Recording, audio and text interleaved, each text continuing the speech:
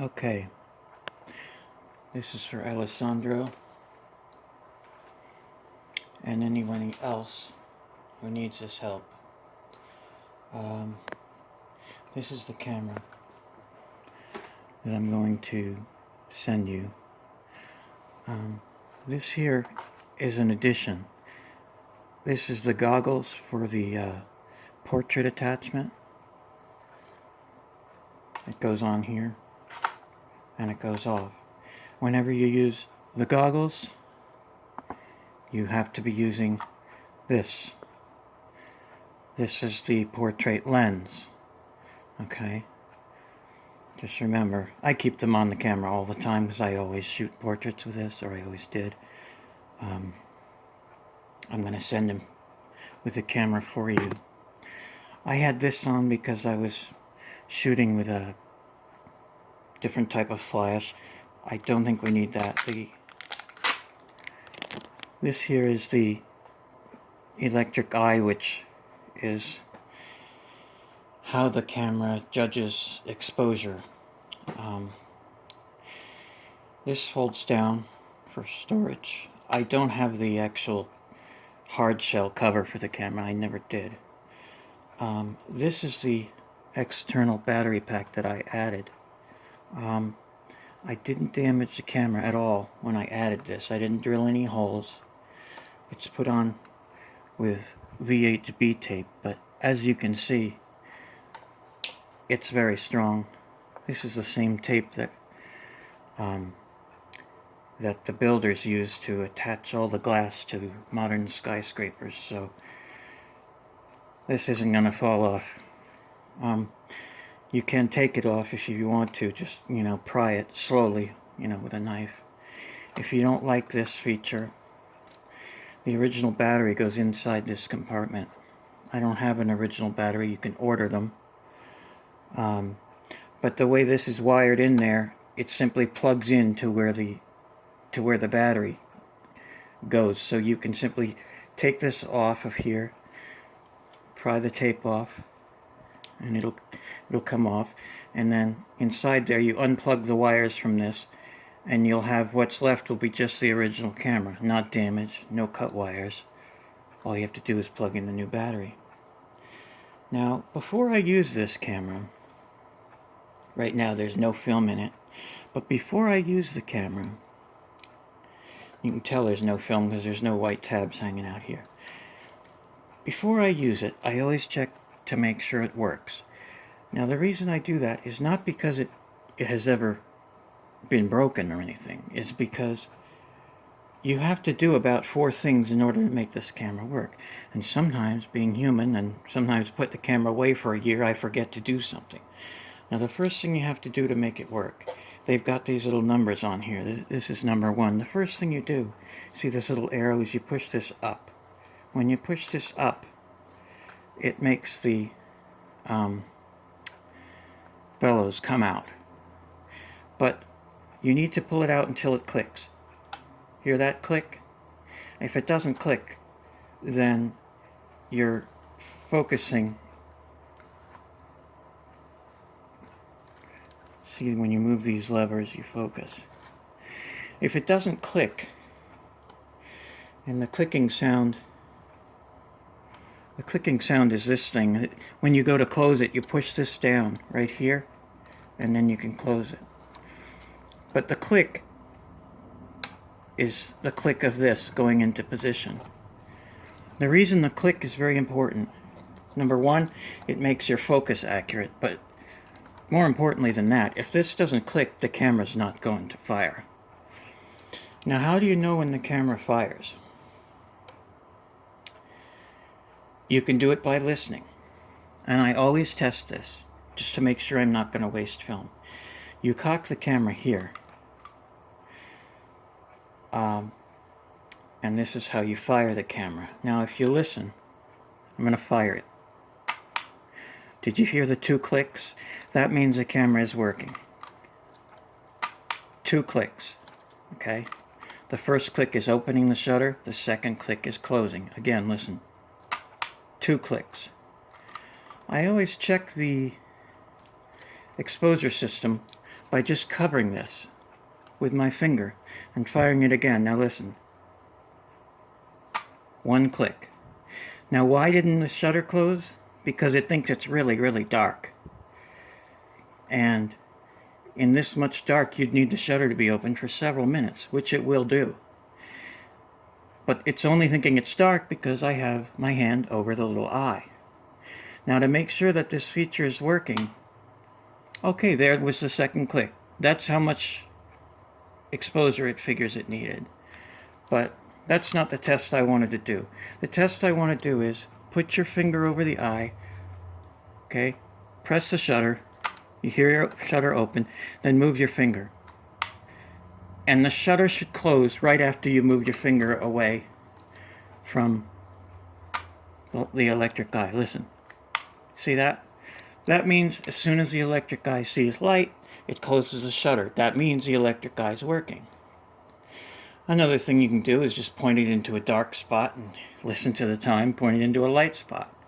If we point it into bright sun, you can hear it. It's off camera, but you can hear this. Listen. It was so fast that it did a double click almost in the time of a single click. Now, the way they like you to do it, you see these numbers 1, 2, 3, and 4. The way they like you to do it is 1 is opening the camera. Always close it, by the way, always close it slowly, because there's air compressing in there when you close the bellows. Okay, so number 1, you would push this up and pull it out to the click. Then the second thing you do would be to fire your image. The third thing to do would be to cock the shutter. And the fourth would be to pull out your film. Now, why would you cock your shutter after you took your picture? Well, that's simply so it'll be ready to fire the next time you take your picture. I don't necessarily follow those 3. You don't have to do them in any order, but that's why those numbers are there. They, you know. Mainly for the camera to work, it has to be cocked. It has to be pulled out to the click. Also, you have a film speed setting. This is a rotatable dial. 150, 300, 3000. That's for shooting black and white, 3000B. I generally keep it on 75, but even on 75 there's 2 positions, and using this side you'll see there's a yellow marker there. And the way to adjust the 2 positions is with this thing. This thing with a yellow dot. And you see, in this position it's bright sun only, and in this position it's bright sun or dull day. And the difference is, in the bright sun only, it gives you a smaller aperture.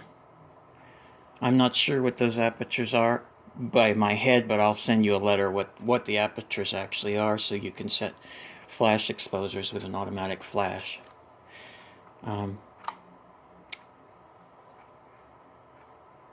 You can also use that for setting your aperture to depend how much depth of field you'll have. So this is wide open. The one that says bright sun or dull day, that's wide open.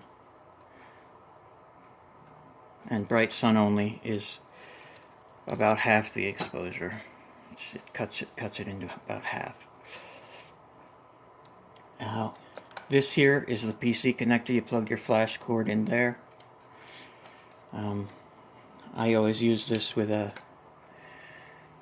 I always used it with a what they call hammerhead or potato masher flash. It screws onto here, and it has a frame, and the flash is over here. And you hold the flash like this, and if you get a flash that has automatic exposure, thyristor flash, this works beautiful. You'll get a perfect exposure every time. To focus, it's a rangefinder coupled. I think you said you had a 600 SE, which is basically a Mamiya press camera. So it should be exactly the same. You look in here, you frame your shot, you use these as a focus. You're not going to have a lens you record. You're going to use these back and forth like this. And you're just going to match the ghost image onto your real image to do that. Now, I'm going to show you how to load film in this guy. Under here is the catch. It's a 2-position catch, but if you push it all the way over, I'll show you that again. Listen. 1, 2.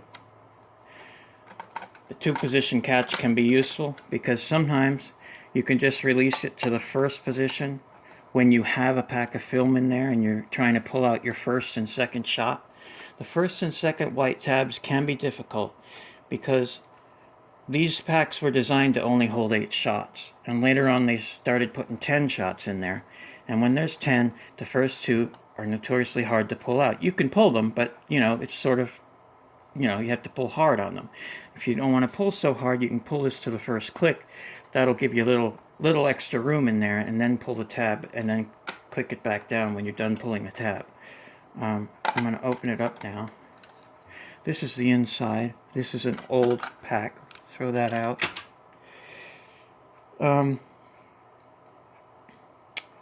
This is another way to check your exposure.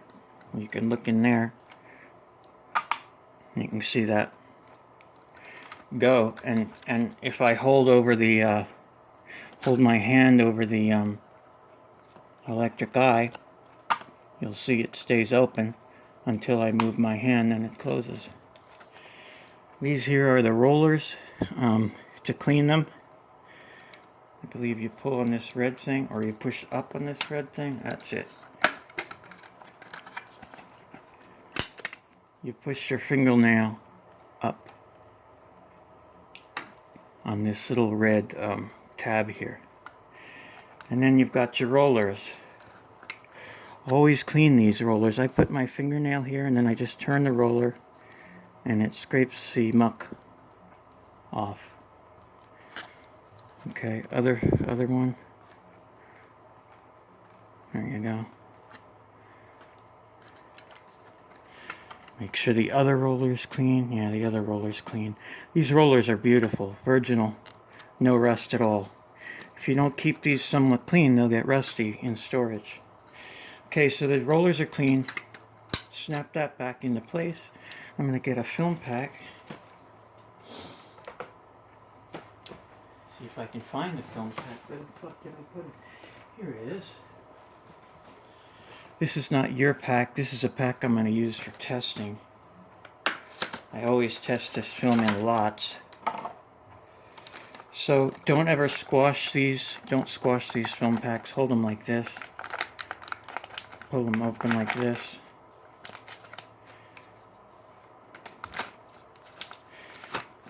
Pull them out. Now you have this situation. You've got all these things folded over like this. That's not very good. You see how the tabs are all folded over? You want to take that crease, take that bend out, get them hanging pretty straight.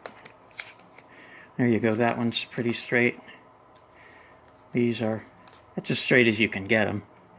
But you're going to be careful when you put these in that they don't get, I'll just show you. Okay, this, of course, this goes towards,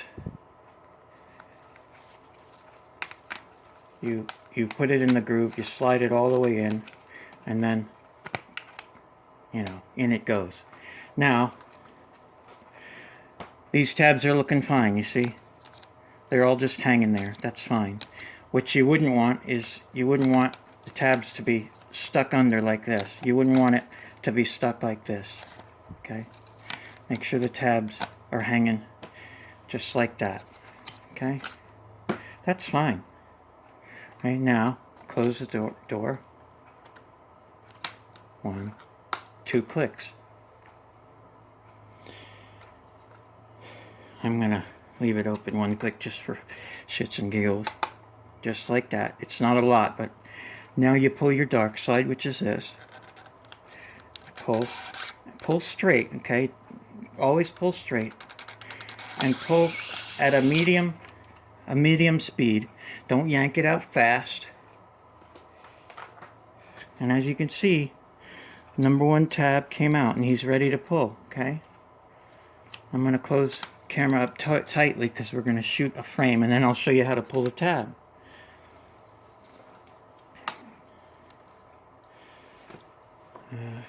I'm going to go outside and take a picture. Here's me. I'm going to go outside and take a picture, and I'll be right back. And we'll pull the tab.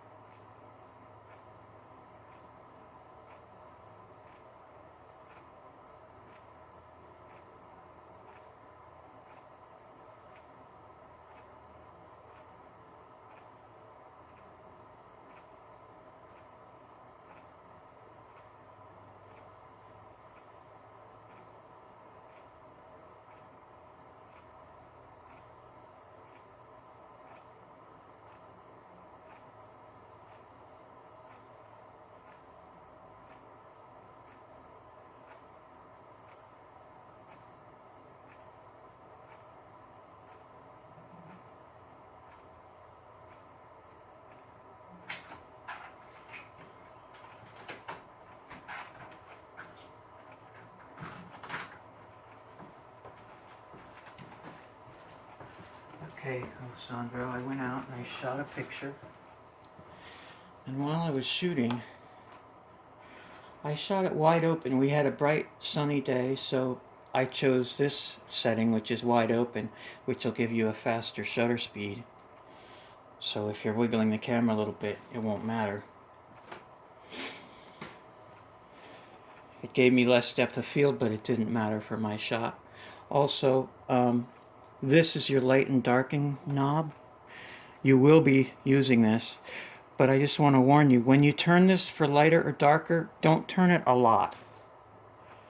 Like, I think one of these little half marks is about maybe a full stop. I don't know, maybe a whole, not just a full stop, but you either have 3 or 6 stops of exposure changing in that knob. So often when I found like my exposure was too dark, I'd turn it to lighten, but then it would be too light because I had turned it too much. So just use your judgment. I'm going to tune up the camera later today off camera, and I'll give you the exact numbers on that in a minute. I'll send you some sample photos of what changes when you move that knob. But now we can pull the tab. Now the number 1 tab, this is tightly closed. You remember I said you could open it 1 click like this, like that, and give it a little extra room. Just to show you, I'm going to keep it fully tightly closed, just to show you that you can pull it out, you know, without doing that opening a click thing. You would never want to open it all the way, you know, in bright sunlight, but it's pretty forgiving. I mean, you can pull this over that far and it still hasn't opened all the way. You can always click it back down. Like I'm saying now, we're going to pull this tab. Now, this, you have to get a good grip on this, okay? Now when I pull them out slowly and smoothly. If they really don't want to come out, I go up and down a little bit with it. But when I go up and down, it's less than a millimeter. It's just enough to just get it off its ass, you know? Like, I'll show you. See if you can see what we're doing here. See if you can see what we're doing here. We're pulling, and I just sort of wiggle it a little bit. Remember, there it is. Once it's off its ass, it becomes easy. And here it comes. That's exactly what's supposed to happen. All right? Here you have a much bigger thing to pull. And this is an important one to pull out in one motion. Don't stop halfway, because it'll leave a mark, okay? So, here we go. That's much easier to pull than the white tab. And like I say, now we start counting, okay? 1, 2, 3, 4, 5, 6, 7, 8. I'm going to stop counting now. I'll start again at 15, and I'll know when to pull this tab. I'm going to shut off the camera now, because you don't need to wait a minute with me to pull this tab. I think we're up to about 20 seconds now, so I'll let you go. And you don't actually pull a tab, you separate these two parts. You pull the picture right off, or from here you pull the picture right off. Cheers, buddy.